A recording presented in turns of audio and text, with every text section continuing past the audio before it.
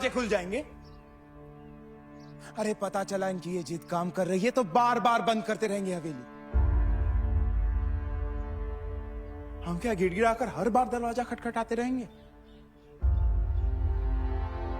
बच्चों की भाषा में से जिद और अंग्रेजों की भाषा में से ब्लैकमेल कहा जाता है। कहीं जाते वक्त राह भटक जाओ, 2-4 दिन हवेली नहीं दिखे तो भूखे मरते हो क्या? भगवान का नाम लेके खाते हो ना खाना, तो अब क्यों फायदा उठाने दे रहे हो इन्हें भूख जैसी मामूली चीज का? जेजे को मेरे लेख से तकलीफ है, तभी तो कॉपिया बाजार तक पहुंचे, उससे पहले उठवा ली। मुझसे तकलीफ है तो मुझसे निपटे ना, मेरे लिए दर्शन बंद करे। तुम्हारो शू वाक छे भाई? आपके कंधे पर बंदूक रखने का क्या अर्थ है?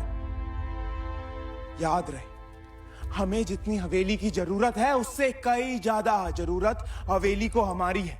हमारी भेंट और भक्ति से चलता है इनका कारखाना। और मजदूर हड़ताल पे जा सकते हैं, ईश्वर नहीं।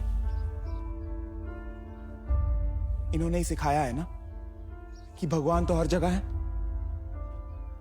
तो ये भी तो श्री जी है ना। इनके दर्शन करके अन्न क्यों नहीं खा सकते? बोलो।